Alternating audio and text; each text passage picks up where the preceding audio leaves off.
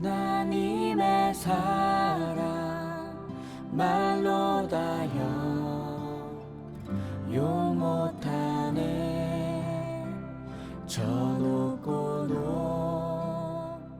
높은 별을 넘어. 내 형제들아, 만일 사람이 믿음이 있노라 하고 행함이 없으면 무슨 유익이 있으리요? 그 믿음이 능히 자기를 구원하겠느냐?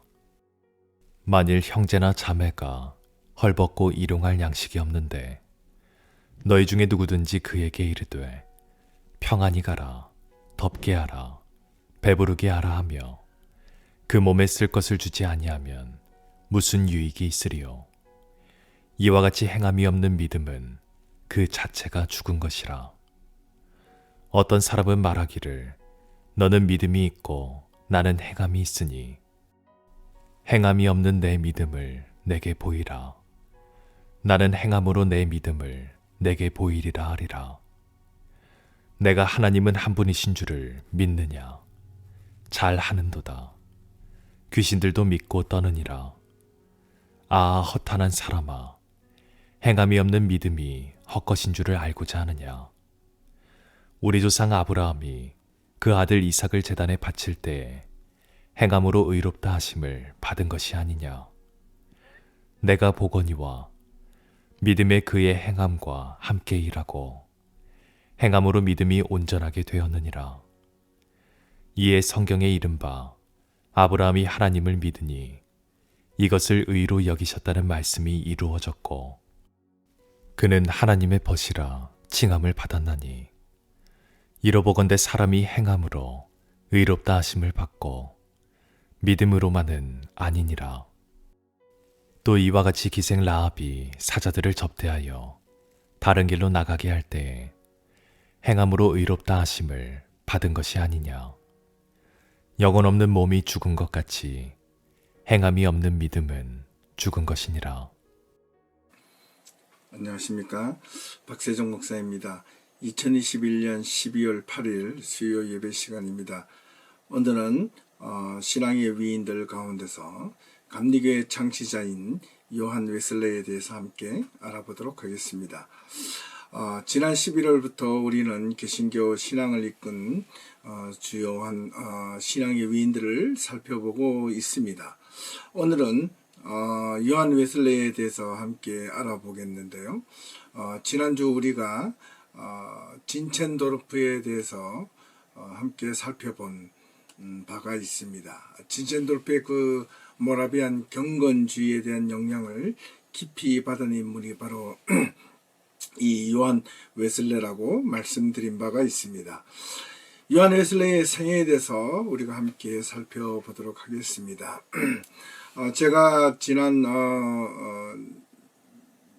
여름부터요, 이 신앙의 위인들을 살펴보는데 어떤 분이 저에게 이런 말을 한 적이 있습니다. 이렇게 신앙의 위인들을 살펴보는 것이 우리 신앙에 어떤 큰 도움이 되느냐, 또 이렇게 말씀하시는 분들도 있고, 이렇게 제가 어떤 한 인물에 대한 신앙과 삶에 대하여 설명을 드릴 때 인터넷에 떠다니는 어떤 위키피디아에 대한 어떤 그런 인물에 대하여 듣는 것 같다라는 이야기를 잠시 들은 적이 있습니다. 네, 물론 그렇게 생각될 수도 있겠습니다. 하지만 우리가 지금 이렇게 불과 200년, 300년, 400년, 좀 멀리하면 한 500년 전에 있었던 우리 개신교의 역사, 또 개신교를 시작했던 신앙의 선배들, 위인들을, 그들의 신앙이 어떻게 하나님 앞에서 올바르게 자신의 신앙을 지키고 또 그 믿음을 지켜가고 올바른 신앙으로 돌아서려고 했는지, 자신의 온전한 삶을 다 바친 그들의 삶을 통하여 오늘 우리들의 신앙을 한번 깊이 돌아보는데 큰 의의가 있다 하겠습니다. 연말까지 우리가 또 조금 더 지나면 아마 새해 신년도까지 조금 더 이어질지 모르겠습니다만은 이 수요 예배 시간마다 우리 신앙의 위인들을 적어도 우리가 살아가면서 한 번쯤은 들어보고 또 그들의 신앙을 통하여 우리 신앙을 성찰해 보는 것이 무엇보다도 중요하다 하겠습니다. 예, 이제 요한 웨슬레이의 생애에 대해서 우리가 함께 살펴보도록 하겠습니다. 요한 웨슬레이는 1705년 8월 31일 잉글랜드 링컨셔주 앱워스라는 작은 마을에서 영국 국교회, 즉 영국 성공회 목사였던 아버지 사무엘 웨슬리와 어머니 수산나 아네슬리 사이에서 무려 19명의 자녀들 가운데 15번째로 태어났습니다. 그의 부모는 무엇보다도 청교도 목사의 집안이었기 때문에 교회에 대한 이해를 보다 영국 교회보다 더 폭넓은 그런 개념으로 이해하고 있었습니다. 할아버지, 아버지 모두 목사로 대대로 목회자 집안이었던 요한 웨슬레 아버지인 사무엘 웨슬레는 옥스퍼드 대학 시절 영국 교회로 들어가 영국 교회 목사 안수받은 링컨주의 습지에 위치한 에버스 교구를 맡아 거의 40년 동안 봉직하였던 그런 목사였습니다. 당시 1705년이라 하면 세계적으로는 18세기라고 말할 수 있는데요. 이 18세기 영국 사회는 특별히 계몽주의가 시작되었고 또한 산업혁명이 시작하려고 하는 초기 단계에 접어들었기 때문에 사회 경제적으로 중요한 변화를 겪는 혼란스러운 시기였습니다. 길거리에는 술 취한 자와 도박과 도적질한 자, 그리고 삶에 대한 회의로 인하여 자살하는 자들이 곳곳에 늘어나게 되었고, 이러한 현상들이 전염병처럼 퍼지는 상황이기도 했었습니다. 인구의 약 10%가, 영국의 인구의 약 10%가 런던에 살고 있을 정도로 런던에는 아주 사람들이 복잡한 여러 가지 직업과 또 주거 형태가 혼란스러운 관계가 있었습니다. 이 때문에 대다수가 극심한 가난과 질병에 시달린 이유는 무엇보다도 이 계몽주의가 시작된 이후 초기 산업혁명의 발발로 인하여 도시화가 급격하게 일어나게 되었던 것입니다. 그래서 대부분 일자리가 농촌이 아니라 이 도시 위주로 있었기 때문에, 하지만 일자리는 노동력에 비하여 상대적으로 아주 적었기 때문에 불안정한 생활과 또 그런 불안정한 생활로 인하여 절망감과 좌절감에 빠진 사람들은 일종의 해소 방법으로 이렇게 술과 폭력, 매춘과 도박에 빠져 삶의 일시적인 쾌락만 유의에 점점 빠져들게 되었던 것입니다.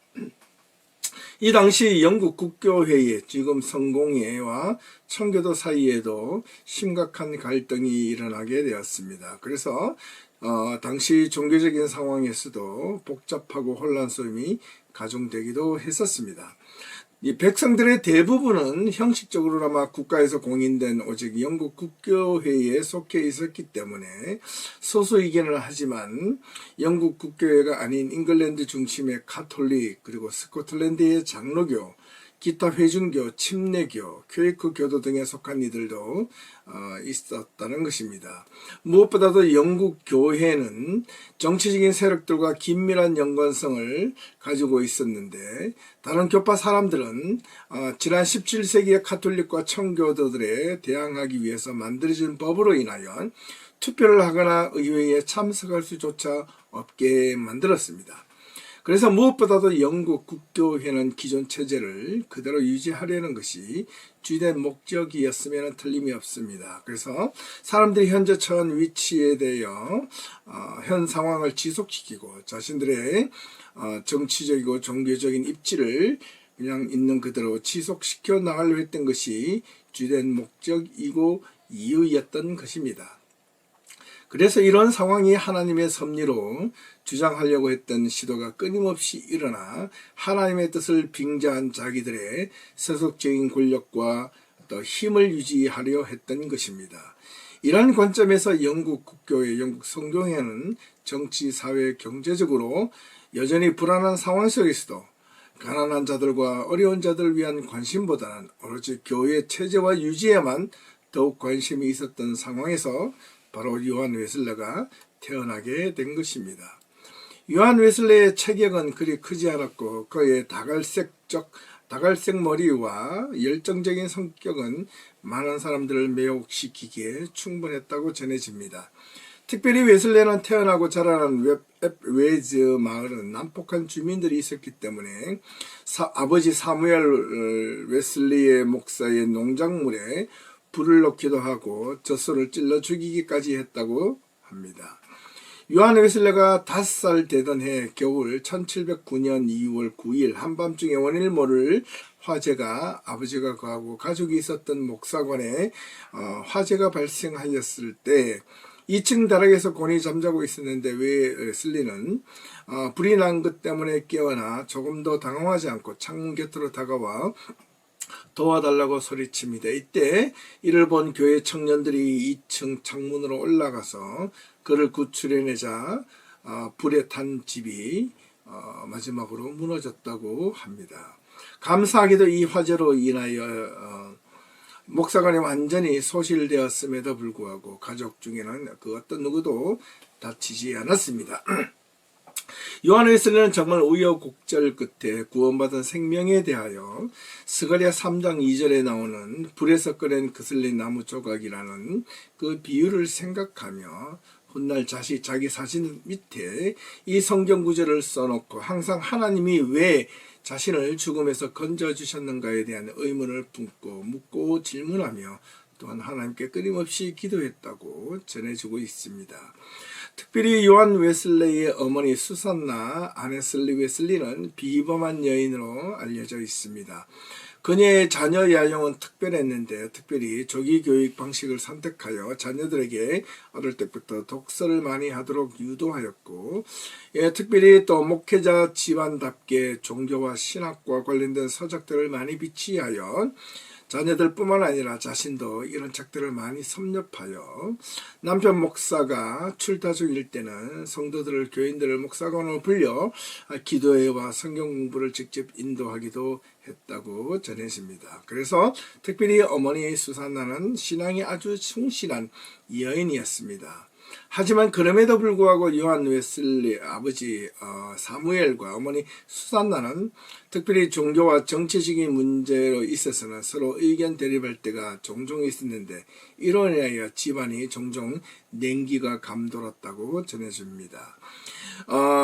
아버지 사무엘과 어머니 수산나에서 낳은 19명의 자녀들이 있었는데 그 가운데 요한 웨슬레를 포함하여 단지 10명만이 성인이 될 때까지 생존하였다고 전해집니다. 자녀들 가운데 첫째인 사무엘 2세는 아버지의 뒤를 이어 영국 성공의 목사가 되었고 7명의 딸들을 시집갔지만 아주 어렵게 삶을 살았습니다.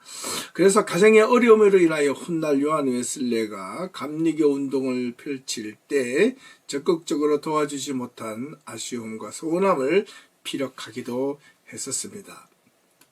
하지만 요한 웨슬레의 동생 찰스 웨슬레는 이 요한 웨슬레의 목회 사역에 있어서 가장 가까운 친구이자 동력자이자 그리고 가족, 동생과 형의 관계를 유지하고 있었습니다. 찰스 또한 아버지와 두 형과 같은 영국 국교의 목회자가 되었습니다. 그의 형제 대부분은 영국 국교회의 목회자가 되어 복음적인 신앙을 가진 신앙을 위하여 또 자신들을 헌신하였던 충실한 신앙인이었습니다.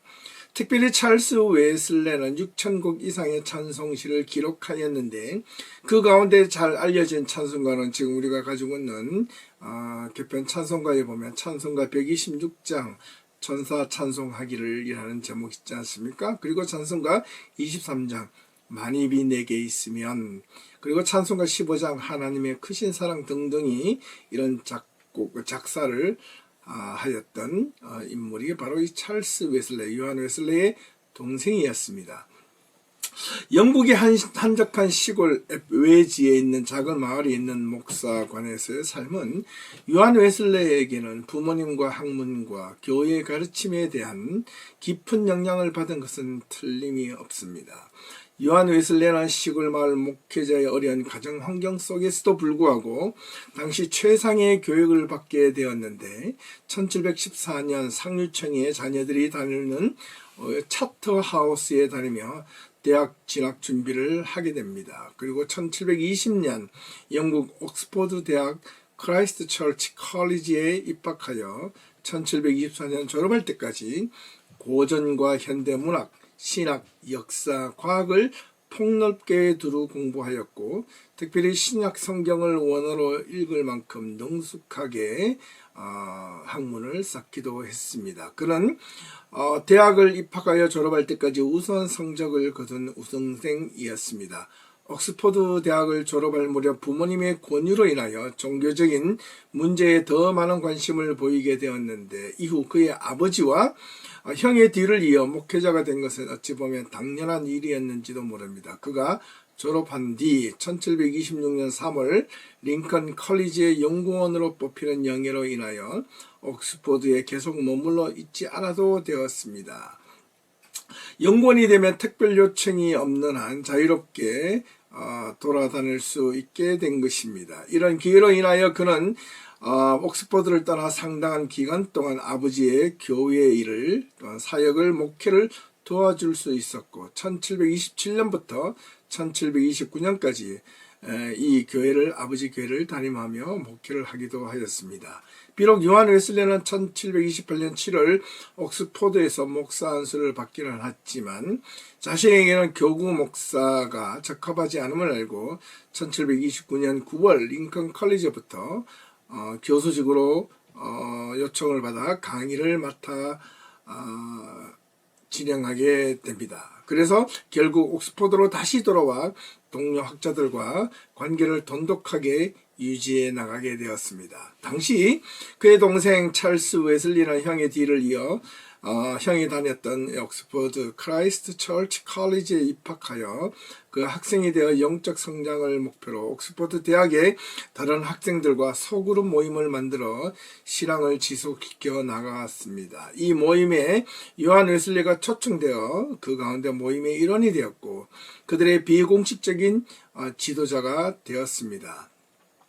이후에 이 옥스퍼드 대학생들을 중심으로 한 거룩한 모임, 또 홀리 클럽이라는 조직을 결성하여 기도와 성서 연구와 봉사활동을 함께 진행하기도 했습니다. 그들은 당시 시대적 풍조에 따라 대학가에 만연하고 있었던 도덕적 타락과 종교적 방탕을 거부하고 대신 정규적인 신앙클럽을 결성하여 경건한 신앙생활을 꾸준히 지켜나가기로 노력했던 것입니다. 이런 사회적 혼란 속에서도 요한 웨슬리 역시 마음속에서 끊임없이 일어나는 심적 갈등과 고민을 해소하기 위해서 그는 날마다 새벽에 일어나 성경을 읽으며 기도 생활을 했고 매주 수요일과 금요일에는 금식을 하며 또 매주 성찬식에 참여했고 가난한 사람들을 구제하는 일에 열심을 다하고 특히 가난한 어린아이들을 모아 직접 가르치기도 했습니다. 하지만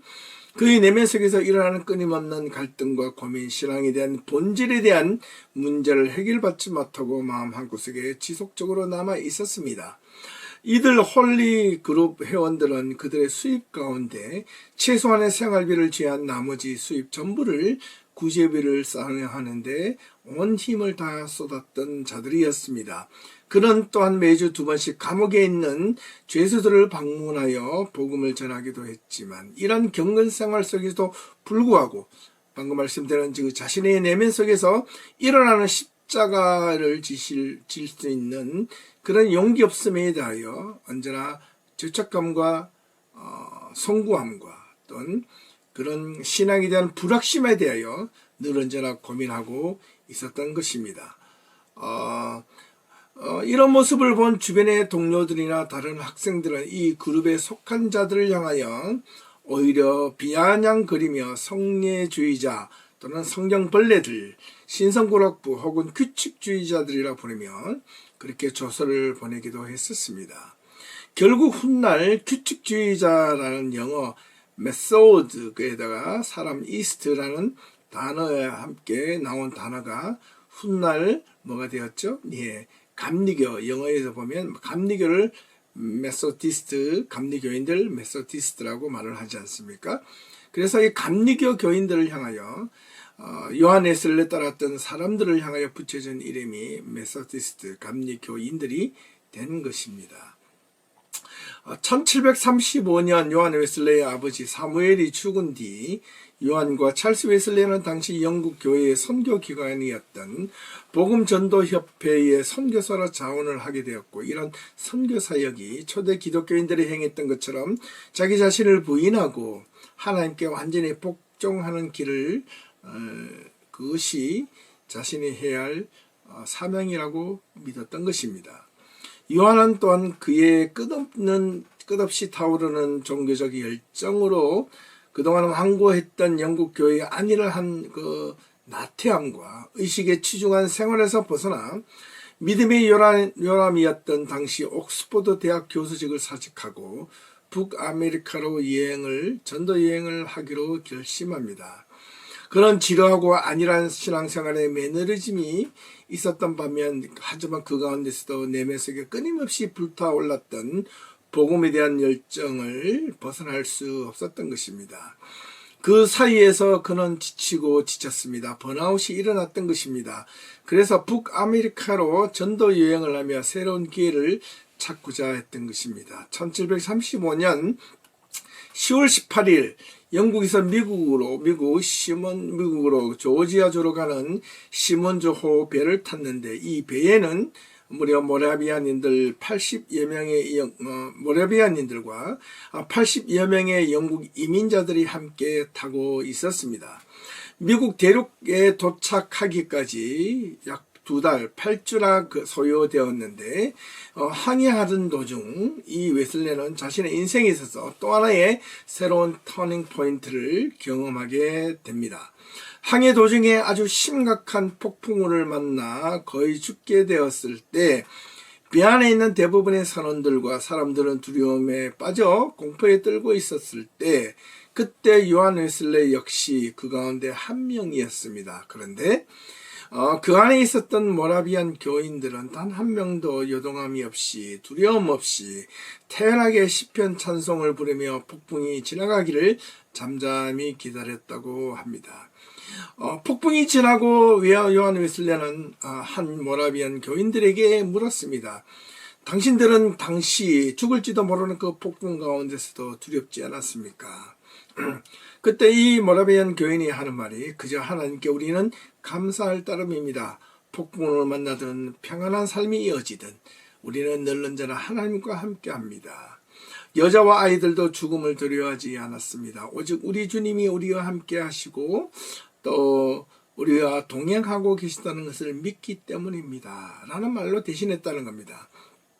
이때 요한 웨슬레는 일생일대의 가장 큰 자신의 삶에 크나큰 터닝 포인트를 가지게 되었습니다. 훗날 자신의 일기장에 나의 일생 중 가장 영광스러운 날이었다라고 기록한 것입니다. 그 영광은 웨슬레가 그동안 자신의 삶에 있어서 가장 큰 구원의 빛을 어디에 이 모라비안 교도를 통하여 보게 된 겁니다. 자신의 내면 속에 끊임없이 하나님을 향하여 열심을 다하며 봉사하며 말씀을 보고 자신이 섬기려 했던 그런 신앙의 헌신이었음에도 불구하고 자신 내면 속에 참된 구원의 빛, 영광의 빛을 진정으로 경험하지 못했던 것입니다. 요한 웨슬레가 일생 처음으로 그 구원의 빛이 무엇인지, 어떤 것인지, 그 구원의 빛이 그 한 개인의 내면 속에서 어떤 존재함을 일깨워주는지 그 모라비안 교도를 통하여 깨닫게 된 것입니다. 1736년 2월 6일 요한 웨슬레 일행이 탄 배가 미국 조지아주 사바나 항에 도착한 뒤 모라비안 교단의 스펜켄 베르크 목사와 함께 교제를 나누며 새로운 신앙 체험을 하게 되었습니다.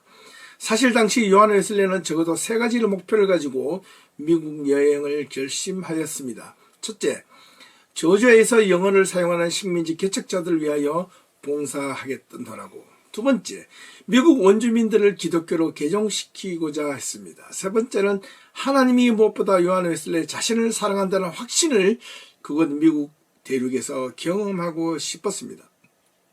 하지만 조지아에 도착하자마자 현실은 녹록하지 않았습니다.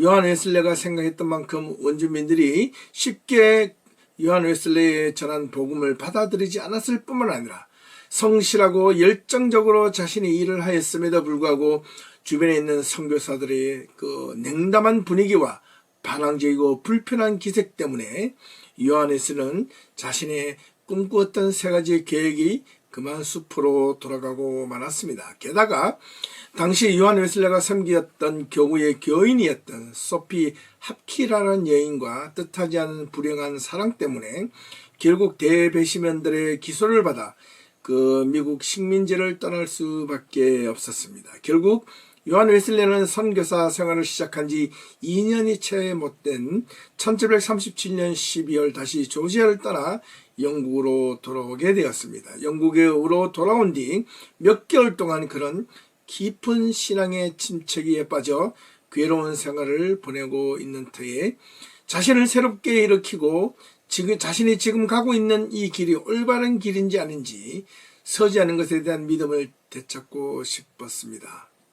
그때 그는 더 이상 설교나 복음 위에 헌신하지 않으려고 결심했었습니다. 하지만 자신이 찾고 있는 믿음을 얻을 때까지 계속 설교하고 복음을 위해 헌신해야 한다는 모라비안 친구였던 독일의 경건주의자 또 피터 벨레의 설득으로 그는 다시 일어나 헌신을 하기 시작합니다.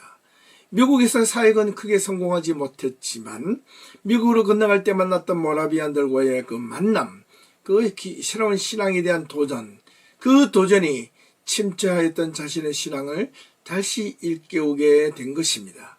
그리고 피터 벨레의 그 설득과 조언이 누구였습니까? 바로 이 독일 경건주의 모라비안 운동가들의 영향이 있었던 것입니다.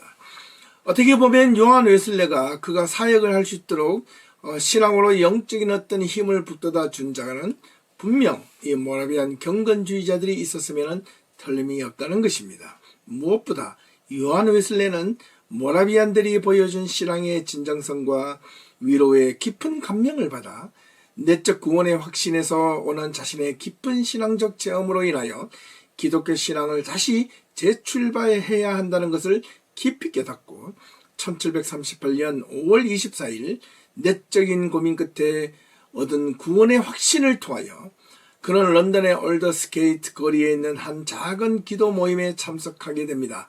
그는 그의 생애에 남은 모든 사역을 삶의 방향을 바꾸는 마지막 터닝 포인트가 일어나게 되었습니다. 그날 체험을 경험하게 되는데 그는 또한 훗날 일기장에서 이렇게 기록하고 있습니다.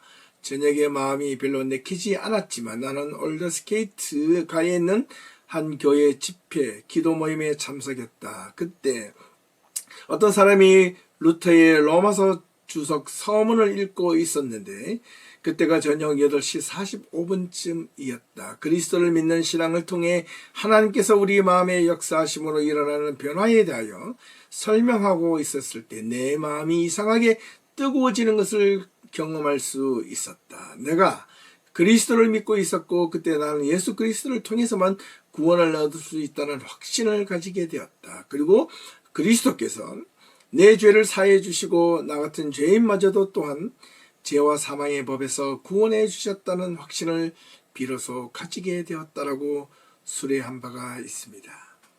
동생 찰스 역시 이 일이 있기 전 3일 전에 이와 비슷한 경험을 하게 되었고 동생 찰스와 함께 모라비안 본부를 또한 방문하여 그곳에서 공동체적 삶의 모습과 신앙이 무엇인지 진지하게 경험하고 돌아와 그의 신앙 활동에 온전하게 남은 삶을 몰두하게 되었습니다. 그는 무엇보다도 독서와 연구, 기도, 감옥 방문, 그리고 상만찬 집례, 그리스도 안에서 값없이 베푸는 하나님의 사랑에 대한 복음의 메시지를 열정적으로 설교하며 자신의 남은 시간을 다 쏟아부었습니다.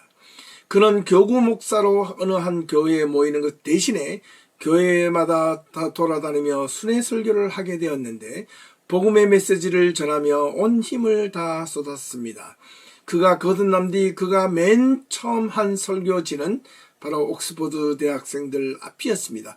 확실한 믿음으로 완전한 구원을 받는다는 설교 내용이 학생들의 가슴을 사로잡았고 그들은 회개를 통해 놀라운 역사를 경험하게 되었던 것입니다. 높은 지식과 학문을 소유하고 있었음에도 불구하고 당시 정치, 사회, 경제적으로 혼란스러운 그 상황 속에서도 불구하고 그들에게 하나님의 말씀으로 희망과 용기를 되찾아 주었고 신앙에 대한 뜨거운 경험을 하게 할 수 있도록 도와주었기 때문에 또한 일방 대중들은 물론 모든 이들이 요한 웨슬레의 설교에 깊은 감명을 받게 된 것입니다.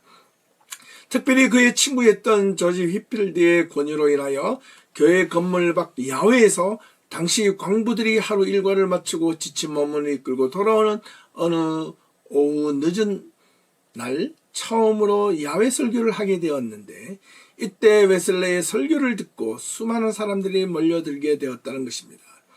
이렇게 시작된 요한 웨슬레의 야외 또는 순회 설교는 무려 토탈 25만 마일 이상을 돌아다니며 순회 전도 집회를 했다고 합니다.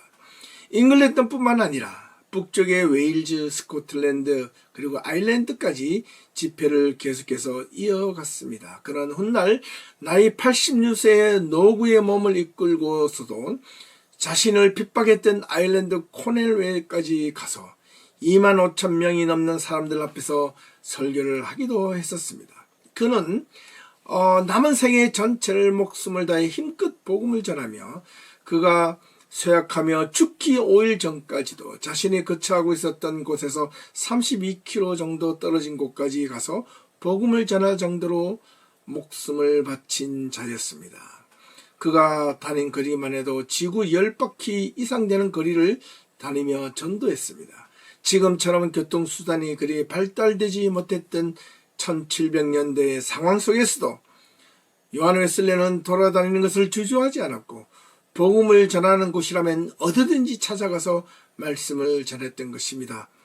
또한 요한 웨슬레는 그러한 바쁜 삶 가운데서도 무려 200권이 넘는 책을 출판하였습니다. 평생 동안 한 번도 걸러본 적이 없던 새벽 4시가 되는 아침에 새벽에 일어나 기도하고 설교 준비를 하였으며 수많은 찬송가 가운데서도 좋은 것을 뽑아 약 525곡의 찬송가곡을 따로 편집하여 만들어 부르기도 했었습니다. 그는 복음주의 운동에 대한 영국 성공회의 제재와 직무 파면으로 인하여 영국 성공회 소속 교회에서 비록 목회를 할 수는 없게 되었지만 이러한 요한 웨슬레의 자신이 이루어낸 복음주의 운동으로 만들어진 이런 열정 때문이지 그 목사직은 자체는 유지할 수 있었습니다. 이렇게 요한 웨슬레가 열정적으로 전했던 복음주의 운동으로 시작돼 만들어진 교단이 바로 감리교였던 것입니다. 감리교회가 영국 내에서 조직되고 시작되어 기독교 무엇보다도 기독교 윤리 회복 운동이 당시 무기력해져만 갔던 영국 성공의 내부에서도 새로운 변화를 일으키는 동기 역할이 되었고 또한 요한 웨슬레는 그렇게 되기를 바랬습니다. 요한 웨슬레 자신도 스스로를 끝까지 어떻게 보면 영국 성공의 목사로 남아있기를 원했습니다. 그는 1791년 3월 2일 그의 노쇠한 기력을 잊지 못하고 주변의 친지들 앞에서 안녕히 계십시오라는 유언을 마지막으로 남기고 88세의 일기로 세상을 떠나게 되었습니다. 분명 요한 웨슬레는 기독교 집안에서 태어나 기독교 환경에서 자란 인물이었고 누구보다도 엄격한 기독교 환경에서 성장한 인물이었지만 그럼에도 신앙에 대한 올바른 방향을 자신은 찾았다고 생각하고 나름대로 젊은 시절 열정을 다하며 복음을 전하려고 애써 보았지만 그 열정에 반하여 자신의 내면 속에서 끊임없이 제기되는 구원에 대한 불확실함에 대한 그 두려움과 불안 때문에 그는 한동안 많은 고민과 괴로움과 노력을 다했습니다. 하지만 이때 그의 삶을 변화시켜준 자가 누구였습니까? 바로 모라비안 교인들이었습니다. 그리고 올드스케이트가의 교회에 참석이 그의 생애를 다시 한 번 더 완전히 바꾸어 놓을 수 있었던 결정적인 계기가 그의 삶을 바꾸어 놓았습니다. 옛말에 사람은 누구에게나 3번의 인생의 기회가 온다고 말하지 않습니까? 요한 웨슬레는 자신의 3번의 인생의 기회 속에서 그 기회를 세상에서 잡지 않았고 오로지 신앙 안에서 잡고자 전력을 다했습니다. 그의 신앙은 당시 무기력해지며 피폐의 저만 같던 사회적 혼동 속에서도 절망에 빠져있던 영국 사람들을 지위 고하를 막론하고 부자와 가난한 자를 함께 영향을 미쳤던 아주 중요한 신앙의 인물이라 하겠습니다. 대부분 요한 웨슬레의 영향을 받은 자들은 노동자들이거나 사실 가난한 계층들이었습니다. 부유한 사람들은 극소수에 그쳤습니다.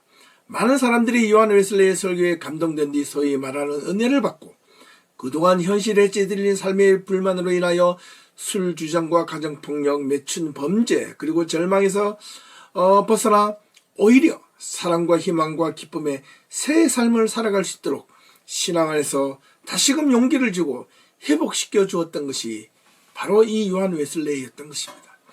이렇게 변화된 자들이 은혜 안에서 지속적으로 말씀을 훈련받고 살아갈 수 있도록 서로 연대하며 관계를 가지도록 모색한 것이 바로 또한 감리교회의 시작이었던 것입니다. 사실 사회 경제적인 혼란은 노동자 측 입장에서는 고통과 가난의 연속이었지만 자본주의와 산업혁명이 시작되려는 시점에서 값싼 노동력은 오히려 자본가와 당시 공장 지주들에게는 더 없는 부의 축적이기도 했었던 것입니다.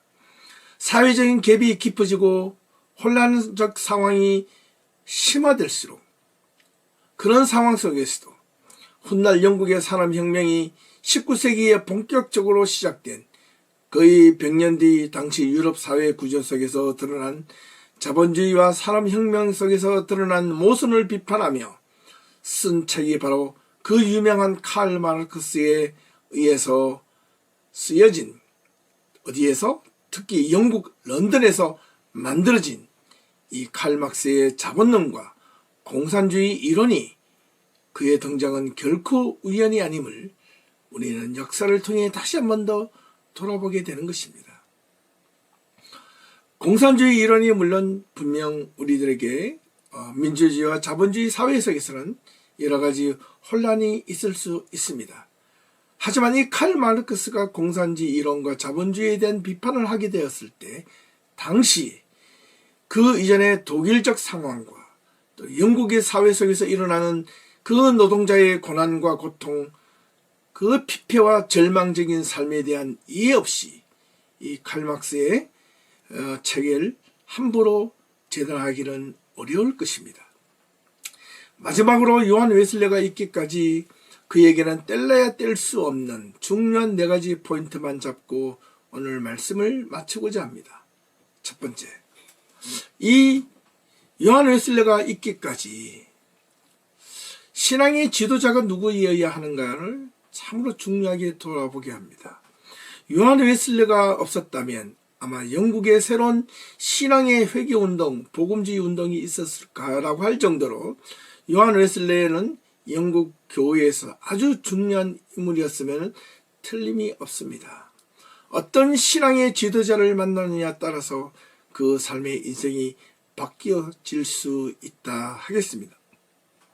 두 번째, 요한 웨슬레가 있기까지 요한 웨슬레 역시 자신은 언제나 신앙으로 충만해져 있었던 사람은 결코 아니었습니다. 기독교 집안이었고 훌륭한 신학 교육을 받았고 정말 옥스퍼드 대학에서 교수까지 하면서 그가 또 영국 성교회 목사직을 겸하면서까지도 그는 엘리트 코스를 밟으며 신앙생활에 충실히 다했지만 또한 그 내면 속에서 일어나오는 구원에 대한 확신을 얻지 못했습니다. 이때 요한 웨슬레를 그의 삶을 바꾸어 준 자가 누구였냐라는 겁니다. 바로 경건주의자 모라비안 운동가들이었다는 겁니다. 그들을 만나지 못했다면 또한 요한 웨슬레는 어떻게 되었을까요? 어릴 때는 부모를 잘 만나야 하고 그 다음에 학창시절에는 좋은 선생님을 만나야 하고 그리고 결혼해서는 좋은 아내와 좋은 남편을 만나야 하고 그 이후에는 자신을 평생을 함께 할 수 있는 신앙의 좋은 동력자를 만나야 한다는 것은 분명합니다. 한 사람이 성공하고 실패하는 결정적인 이유는 어떤 사람을 만나느냐에 달려있다 하겠습니다. 요한 웨슬레는 분명 자신의 신앙이 무너지고 있었을 때 모라비안 경건주의자들을 만나 새롭게 그의 신앙을 회복하고 올드 스케이트 교회 모임에 참석하여 그 집회 안에서 자신의 신앙이 다시 불일 듯 일어나고 구원의 체험을 온전하게 경험할 수 있었던 것입니다. 여러분 주위에서 어떤 사람이 있습니까? 여러분 주위에서 어떤 사람이 여러분의 신앙과 여러분의 삶을 바꾸어 줄 수 있는 사람이 과연 있습니까? 찾으십시오. 없다면 여러분의 신앙이 죽어 있거나 여러분의 신앙이 매너리즘에 빠져 있다는 것을 여러분 아셔야 합니다. 세 번째, 이 요한 웨슬레이는 끊임없이 독서하며 책을 읽었고 경건한 신앙생활을 하기 위해 자신은 기도 생활을 결코 멈추거나 빠뜨리지 않았습니다. 그에게 주어진 독서는 신앙 서적만이 아니라 다양하고 폭넓은 독서를 통하여 그가 가진 세계관은 무엇보다도 지극히 제한적이거나 편협적이지 않았으며 그가 할 수 있는 모든 영역을 다하여 그는 최대한으로 사람들을 이해하고 복음을 전하려고 노력하였던 인물이었습니다. 그 가운데 가장 그에게 중요했던 것은 무엇보다도 성경이었습니다. 성경을 바르게 이해하기 위해서 무엇보다도 열심히 역사와 원어 공부에 몰두한 자이기도 했었다는 사실을 꼭 우리 특별히 목회자들은 기억할 필요가 있습니다. 마지막으로 네 번째, 다양한 여행을 통하여 그의 폭넓은 견문이 있었던 것입니다. 그가 꿈꾸며 바랬던 비전들이 실패했을 때 그 역시 실망하고 좌절하며 그 자리에 주저앉았던 것이 아니라 그것 또한 작은 실수에 넘어지고 쓰러지고 절망하였지만 그가 다시 일어서고 다시 또 일어설 수 있었던 것은 앞선 이런 세 가지 이유와 자신의 삶을 어느 한 곳에 갇혀 지내지 않고 다양한 신앙의 경험, 폭넓은 견문을 통하여 그는 다시 한 번 더 자신의 삶을 돌이킬 수 있었던 것입니다. 우리는 그동안 지난 신앙의 위인들을 살펴본 바가 있습니다. 믿음을 지키기 위해 그들의 삶이 우리가 일반적으로 생각하는 것처럼 그리 쉽지 않음을 우리는 그동안 역력히 보고 있었습니다. 이 요한 웨슬레는 이들의 삶과는 조금 다른 유형이긴 했지만 그럼에도 불구하고 요한은 목회자 집안에서 신앙에 대한 확고한 도움을 받고 자랐음에도 불구하고 그의 신앙의 내적인 본질과 믿음에 대한 불확실함 때문에 끊임없이 그는 묻고 또 물었던 도전자적 입장이었습니다. 하지만 그 끊임없이 제기된 자신의 구원의 불확실함 때문에 자신의 신앙을 포기하지 않았고 그 불확실한 신앙 때문에 더욱더 자신은 하나님 앞에 가까이 가도록 노력하고 몸부림쳤다는 것입니다. 그는 크고 작은 실수 역시 많았고 그는 또한 자신이 꿈꾸고 싶었던 복음의 열정이었음에도 불구하고 주변의 사람들이 도와주지 않음으로 인하여 그는 엄청나게 많이 실망하고 좌절하고 넘어졌지만 그리고 다시는 목회조차 복음을 전하지 않을 것이라고 다짐했지만 그 주변에는 그를 다시 이렇게 세울 수 있었던 훌륭한 조력자들도 있었다는 사실입니다. 요한 웨슬레의 그 혼자 감리교, 복음운동 결코 할 수 없었습니다. 오늘 이 요한 웨슬레의 삶과 신앙을 통하여 우리가 기뻐 할 수 있는 것은 하나님의 말씀을 세워가는 이들은 결코 혼자 할 수 없다는 것을 다시 한번 깨닫게 해줍니다. 요한 웨슬레가 있었다면 묵묵히 그 뒤에서 도움을 주었던 조력자, 또한 요한 웨슬레가 넘어지고 쓰러질 때 그에게 신앙의 힘을 다시 불어주었던 경건주의자들, 또한 그가 낙심하여 좌절하여 복음에 대한 회심을 경험하지 못했을 때 올드 스케이트 기도 모임이 있었기 때문에 그는 그곳에서 구원의 체험을 할 수 있었던 것입니다. 우리가 하나님 앞에서 의롭게 복음을 전하고 또한 말씀을 듣고 우리가 함께 모이고자 하는 이유가 어디에 있습니까? 무엇 때문에 있습니까? 바로 이것 때문에 있지 않겠습니까? 요한 웨슬레, 우리도 요한 웨슬레가 될 수 있다는 것을 알려줍니다.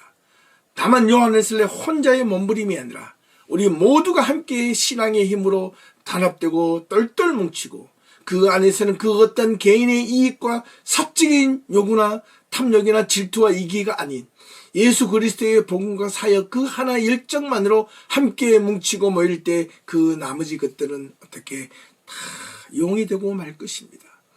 사랑하는 성도 여러분, 우리들의 신앙을 이 요한 웨슬레의 삶과 신앙을 통해 깊이 돌아보고 또한 우리 남은 삶을 어떻게 유지하며 살아갈 것인지 다시 한 번 더 돌아볼 수 있는 귀한 시간이 되었기를 진심으로 소망합니다.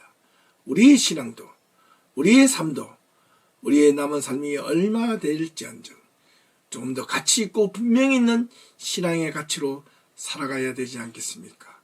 그저 세상에서 보여지는 세상을 향하여 쫓아가려고 하는 현실에 대한 집착과 욕망보다는 좀 더 분명하고 이 세상을 떠날 때 의미 있게 가치 있게 우리의 삶을 살아노라고 우리 자신을 당당하게 이 세상을 떠날 때 웃으며 떠날 수 있는 그런 성도들이 모두 될 수 있어야 하겠습니다. 오늘 요한 웨슬리를 통하여 우리 신앙을 돌아보고 또는 우리의 삶, 또 연말 12월 2021년도 이 마지막 12월을 아주 의미 있게 뜻깊게 보낼 수 있기를 주님의 이름으로 부탁을 드리며 오늘 말씀을 마치도록 하겠습니다. 감사합니다. 수고하셨습니다.